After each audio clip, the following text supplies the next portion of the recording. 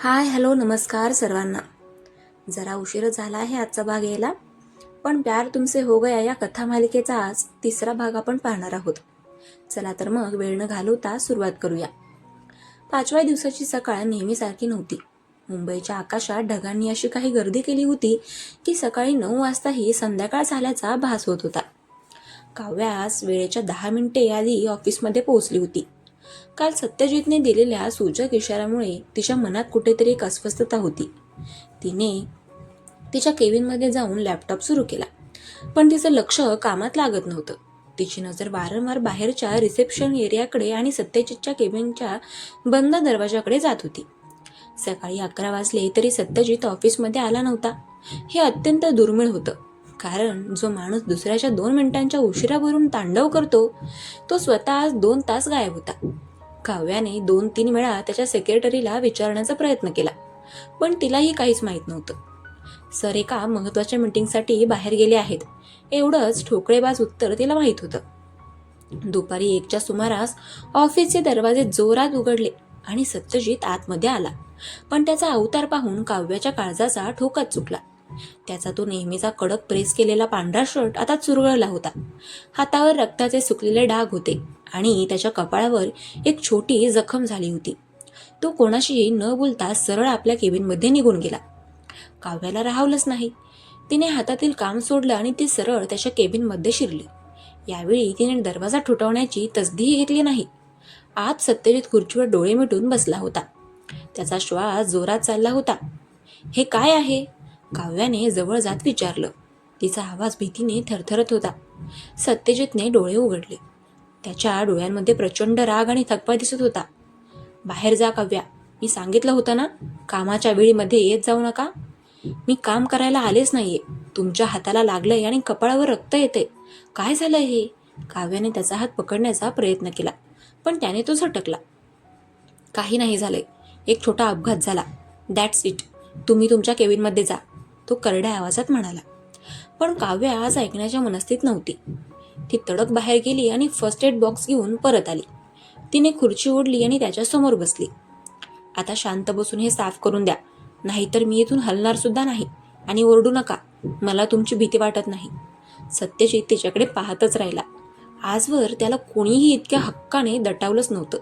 तिच्या डोळ्यांमधली काळजी पाहून त्याचा राग हळूहळू निवळला. त्याने शांतपणे आपला हात पुढे केला.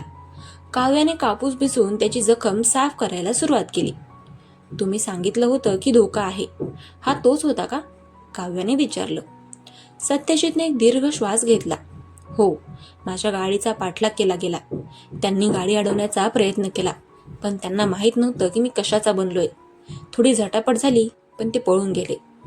पोलीस तक्रार का नाही करत तुम्ही? या जगात काही गोष्टी स्वतः हाताळाव्या लागतात काव्या. पोलीस येतील, पंचनामा करतील, पण मुळाशी असलेल्या शत्रूला मीच शोधून काढू शकतो. हा हल्ला माझ्यावर नव्हता, हा एक इशारा होता. त्यांना माझ्या कंपनीचा नवीन प्रोजेक्ट म्हणजे कवच बंद पाडायचा आहे. काव्याने त्याच्या कपाळावरची जखम साफ करून तिथे पट्टी लावली. पण तुमचं आयुष्य धोक्यात आहे सर. जर तुम्हाला काही झालं असतं तर? तिचं बोलताना गळात भरून आला होता. सत्यजितने तिचा हात पकडला. त्याच्या स्पर्शामध्ये आज अधिकार कमी आणि एक वेगळीच आर्द्रता होती. माझ्यासाठी काळजी करणारं कोणी नसतं काव्या. मी लहानपणापासूनच एकटाच वाढलोय. पण आज तुझ्या डोळ्यांमध्ये हे पाणी पाहून वाटतंय की कदाचित कोणीतरी आहे ज्याला फरक पडतो. काव्याने आपली नजर खाली झुकवली. तिच्या मनात भावनांचा कल्लोळ माजला होता. मला फरक पडतो सर.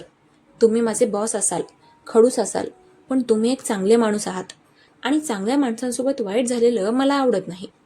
सत्यजित थोडा हसला. खडूस? पण अजूनही तेच मत आहे का तुमचं? ते तर तुम्ही मरेपर्यंत राहणार, काव्याने डोळे पुसत म्हटलं, ज्यामुळे सत्यजितच्या चेहऱ्यावर हसू आलं. त्या दिवशी सत्यजितने काव्याला घरी जाऊ दिलं नाही.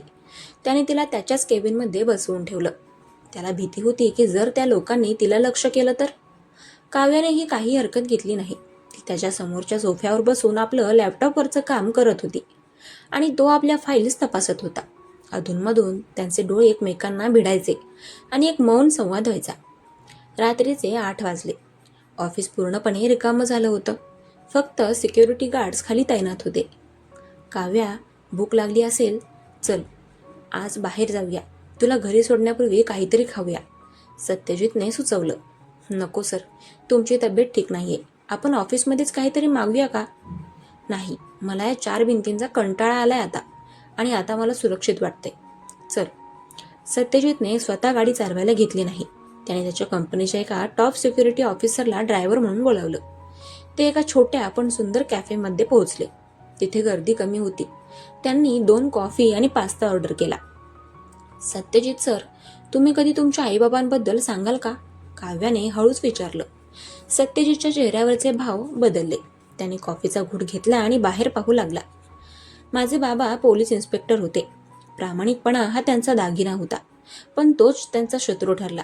एका चकमकीत त्यांना शहीद करण्यात आलं, पण नंतर कळलं की त्यांच्याच विभागातल्या काही लोकांनी त्यांना दगा दिला होता.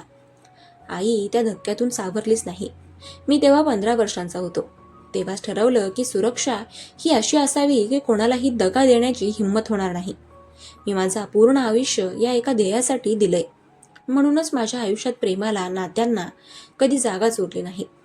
काव्याला आता कळलं होतं की हा माणूस इतका कठोर का आहे.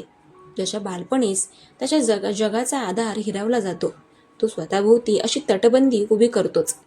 पण सर, प्रत्येकाला कोणाची तरी साथ हवी असते. तुम्ही किती काळ या तटबंदीच्या आत राहणार? सत्यजितने तिच्याकडे पाहिलं. कदाचित आता ती तटबंदी कमकुवत होते काव्या. तुझ्या येण्याने काही गोष्टी बदलल्या आहेत. मला भीती वाटते की मी पुन्हा कमकुवत होईल का? काव्याने टेबलावर असलेला त्याचा हात हळूच दाबला. कमकुवत होणं वाईट नसतं सर. ते आपल्याला माणूस असल्याचं जाणवून देतं.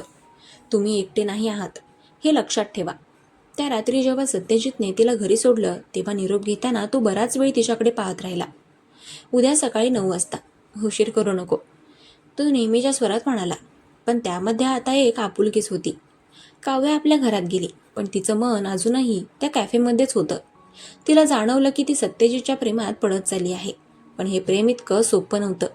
सत्यजितच्या आयुष्यातील शत्रू, त्यांची ती जिद्द आणि त्यांच्यातील सामाजिक अंतर, हे सगळं खूप मोठं होतं. या कथेतला हा भाग एका महत्त्वाच्या वळणावर संपला होता. शत्रूने पहिला वार केला होता, पण त्या वाराने सत्यजित आणि काव्याला एकमेकांच्या जवळच आणलं होतं. अजूनही आय लव्ह यू म्हणण्याचा क्षण आला नव्हता, कारण ही कथा पळवायची नव्हती. हा तर फक्त पाया होता एका मोठ्या आणि खोलवर जाणाऱ्या नात्याचा. आता पुढच्या भागात जेव्हा काव्याला सत्यजितच्या घरच्यांबद्दल किंवा त्याच्या जुन्या आयुष्यातील कोणाबद्दल तरी समजेल, तेव्हा काय होईल? संघर्षाची ही ठिणगी आता वणवा बनणार होती. रात्री झोपताना काव्याने डायरीमध्ये लिहिलं. आज त्याच्या जखमेवर पट्टी बांधताना मला जाणवलं की तो जितका बाहेरून कडक आहे, तितकाच आतून तुटलेला आहे.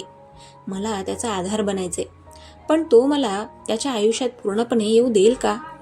अंधारात सत्यजितची गाडी वेगाने धावत होती.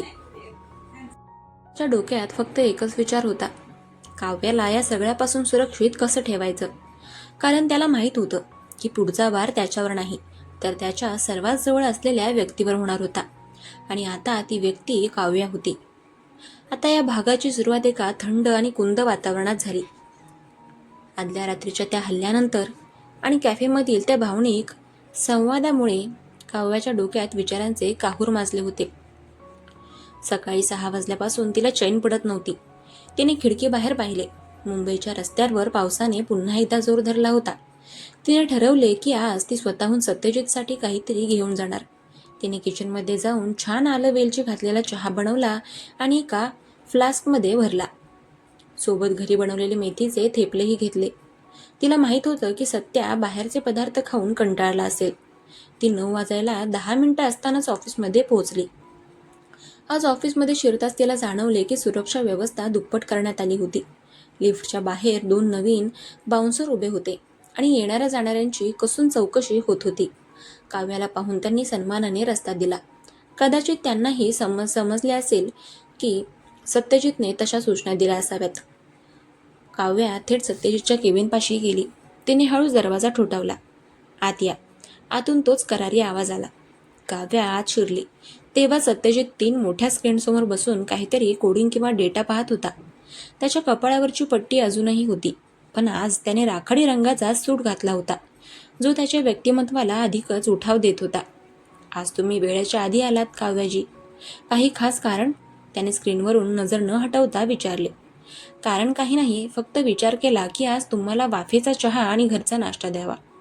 तुमची कालची जखम आणि धावपळ बघून वाटलं की तुम्हाला याची गरज असेल.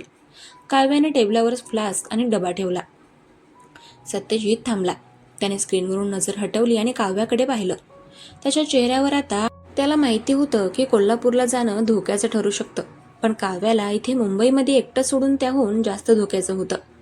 ठीक आहे, बॅग उचला, आपण आत्ताच निघतोय. माझ्या प्रायव्हेट कारने जाऊ. पुढच्या 10 मिनिटात ते मुंबईच्या ट्रॅफिकमधून बाहेर पडले. पाऊस इतका जोरात होता की समोरचं काहीच दिसत नव्हतं. सत्यजित स्वतः गाडी चालवत होता. त्याचे हात स्टेअरिंगवर घट्ट होते. काव्याने पाहिलं की त्याच्या कपाळावर घामाचे थेंब साचले होते. सर, शांत व्हा, काका ठीक होतील. तुम्ही इतक्या वेगाने गाडी नका चालू. काव्याने त्याचा हात धरण्याचा प्रयत्न केला. काव्या, तुला समजत नाहीये. ते काका फक्त नातेवाईक नाहीत. वडिलांनंतर त्यांनीच मला सांभाळलंय. जर त्यांना काही झालं तर मी स्वतःला कधीच माफ करू शकणार नाही. त्याचा आवाज आता कातर झाला होता. प्रवास जसजसा पुढे सरकत होता तसतसं बाहेरचं वातावरण बदलत होतं. सातारा ओलांडल्यानंतर सह्याद्रीच्या डोंगररांगा आणि हिरवळ दिसू लागली. गाडीमध्ये पूर्ण शांतता होती. काव्याला जाणवलं की सत्यजित कितीही मोठा बिझनेसमॅन असला तरी आतून तो अजूनही तोच लहान मुलगा आहे, ज्याला आपल्या माणसांची काळजी आहे. वाटेमध्ये एका घाटात गाडी अचानक थांबली. समोर दरड कोसळल्यामुळे रस्ता बंद झाला होता. सत्यजितने जोरात स्टेअरिंगवर हात मारला. शिट, आता हेच बाकी होतं. सत्या, शांत व्हा. आपण काहीतरी करूया. कोणाशी तरी बोलून बघा. काव्याने पहिल्यांदाच त्याला सत्या म्हणून हाक मारली. सत्यजित थांबला. त्याने तिच्याकडे पाहिले. त्या नावात एक वेगळी जवळीक होती. त्याने फोन लावला, पण नेटवर्क नव्हते. पाऊस आता रौद्ररूप धारण करत होता. आपल्याला इथेच थांबावं लागेल. गाडीतून उतरणं शक्य नाही. ते दोघे गाडीत अडकून पडले होते. बाहेर अंधार होता आणि फक्त पावसाचा आवाज येत होता. काव्याला थोडी थंडी बाजू लागली. सत्यजितने मागच्या सीटवरून एक जॅकेट काढले आणि तिच्या खांद्यावर टाकले. थँक्यू, काव्या म्हणाली. सॉरी काव्या, तुला माझ्यामुळे या संकटात यावं लागलं. माझं आयुष्यच असं आहे, नेहमी कोणत्या ना कोणत्या वादळाने वेढलेलं. सत्यजित खिडकीबाहेर पाहत म्हणाला. वादळातच तर माणसाची खरी पारख होते ना. आणि मला तुमच्यासोबत यायला आवडले. मला तुमच्या आयुष्याचा तो भाग बघायचा आहे जो तुम्ही जगापासून लपवून ठेवलाय, काव्याने त्याच्या डोळ्यांमध्ये बघून सांगितलं. त्या रात्री त्या बंद गाडीत त्यांनी तासनतास गप्पा मारल्या. सत्यजितने त्याच्या लहानपणीच्या आठवणी सांगितल्या. कसं तो कोल्हापूरच्या तालमीत कुस्ती खेळायचा, कसं त्याला गणिताची भीती वाटायची. काव्याने तिच्या चित्रकलेच्या आवडीबद्दल सांगितलं. त्यांच्यातली दरी आता हळूहळू कमी होत होती. पहाटेच्या सुमारास रस्ता आता मोकळा झाला. ते कोल्हापूरला पोहोचले तेव्हा सकाळी 7 वाजले होते. हॉस्पिटलमध्ये गेल्यावर कळलं की काकांची प्रकृती आता स्थिर आहे. सत्यजितच्या जीवात जीव आला. तिथे काही त्याचे जुने मित्र आणि नातेवाईक आले होते. सगळ्यांना नवल वाटत होतं की सत्यजित सोबत ही मुलगी कोण आहे. सत्यजितने सर्वांना काव्याची ओळख करून दिली. ही काव्या, माझ्या कंपनीची चीफ डिझायनर. पण त्याच्या नजरेत काहीतरी वेगळंच होतं, जे शब्दामध्ये सांगता येत नव्हतं. दुपारी सत्यजित काव्याला त्याच्या जुन्या घरी घेऊन गेला. तो वाडा नव्हता, पण एक खूप मोठं आणि जुन्या पद्धतीचं घर होतं. अंगणामध्ये एक मोठी विहीर होती आणि भरपूर झाडं होती. हे माझं मूळ घर, इथेच मी वाढलो, त्याने अभिमानाने सांगितलं. काव्याला ते घर खूप आवडलं. किती शांतता आहे इथे. मुंबईच्या धावपळीपेक्षा हे किती सुंदर आहे. हो, पण याच शांततेमध्ये अनेक रहस्य दडलेली आहेत. काव्या, माझ्या वडिलांची केस अजूनही पूर्णपणे सुटलेली नाही. मला संशय आहे की कोल्हापूरमधलीच काही लोकांचा त्यामध्ये हात होता. सत्यजितचे डोळे पुन्हा करारी झाले. संध्याकाळी ते बागेमध्ये बसले होते. काव्याने एक स्केचबुक काढलं आणि त्या घराचं चित्र काढू लागली. सत्यजित तिला लांबून निहाळत होता. त्याला जाणवलं की गेल्या अनेक वर्षात तो पहिल्यांदाच इतका रिलॅक्स फील करत होता. काव्याच्या हसण्याने त्याच्या आयुष्यातील तो खडूसपणा कुठेतरी विरघळत होता. अचानक काव्याला एक फोन आला. तिच्या चेहऱ्यावरचे भाव बदलले. तिने फोन कट केला आणि सत्यजितकडे पाहिलं. सत्या, मुंबईहून फोन होता. आपल्या ऑफिसच्या सर्व्हरवर हॅकिंगचा प्रयत्न झालाय. डेटा लीक होण्याची शक्यता आहे. सत्यजित उभा राहिला. त्यांनी आता माझ्या प्रोफेशनल आयुष्यावर वार करायला सुरुवात केली आहे. आपल्याला लवकरच काहीतरी करावं लागेल. पण त्याचवेळी वाड्याच्या गेटपाशी एक काळी गाडी येऊन थांबली. त्यातून एक व्यक्ती उतरली, जिचा चेहरा पाहून सत्यजितचे हात रागाने आवळले गेले. ती व्यक्ती दुसरी कोणी नसून सत्यजितचा जुना प्रतिस्पर्धी आणि ज्याच्यावर त्याला त्याच्या वडिलांच्या मृत्यूचा संशय होता, तो विक्रम होता. सत्यजित, खूप वर्षांनी आपल्या मातीत परतला आहेस, स्वागत आहे तुझं, विक्रम एक कुत्सित हास्याने म्हणाला. त्याची नजर काव्यावर गेली. आणि ही कोण? नवीन शिकार? सत्यजित काव्याच्या समोर येऊन उभा राहिला, जणू तो तिचं रक्षण करत होता. तिच्याकडे बघायची हिंमत करू नकोस विक्रम. तू इथे कशासाठी आला आहेस? फक्त भेटायला. ऐकलंय तुझा कवच प्रोजेक्ट खूप चर्चेत आहे, पण लक्षात ठेव, कोल्हापूरची माती जितकी प्रेमळ आहे तितकीच ती शत्रूसाठी जीवघेणी आहे. विक्रमने इशारा दिला आणि तो तिथून निघून गेला. काव्याला खूप भीती वाटली. तिने सत्यजितचा हात घट्ट पकडला. सत्या हा माणूस कोण आहे आणि तो असं का बोलत होता? सत्यजितने तिचा हात आपल्या हातामध्ये घेतला. हाच तो वणवा आहे काव्या, ज्यापासून मला तुला वाचवायचं होतं. पण आता तू यात सामील झाली आहेस. इथून पुढे आपल्याला खूप सावध राहावं लागेल. हा प्रवास आता खऱ्या अर्थाने धोक्याच्या वळणावर आलाय. त्या रात्री वाड्याच्या गच्चीवर उभे असताना सत्यजितने काव्याला एक वचन दिलं. काहीही झालं तरी मी तुला काहीच होऊ देणार नाही, हा माझा शब्द आहे. काव्याने त्याच्या खांद्यावर डोकं ठेवलं. मला माहिती आहे, आणि मीही तुम्हाला एकटं सोडणार नाही. प्रेमाची कबुली अजून झाली नव्हती, पण संकटांच्या या सावलीत दोन्हीही जीव एकमेकांच्या इतके जवळ आले होते की त्यांना आता शब्दांची गरजच नव्हती. पण विक्रमचा तो इशारा आणि मुंबईमधील हॅकिंग हे एका मोठ्या वादळाची नांदी होती. आता हे वादळ त्यांना कुठपर्यंत घेऊन जाईल हे तर आपल्याला उद्याच्या भागातच समजेल. तोपर्यंत आजचा भाग कसा वाटला हे कमेंट्स करून नक्की सांगा. आणि हो, आपल्या चॅनलला सबस्क्राईब करायला विसरू नका. भेटूया उद्याच्या भागात. चलो बाय. हर हर महादेव.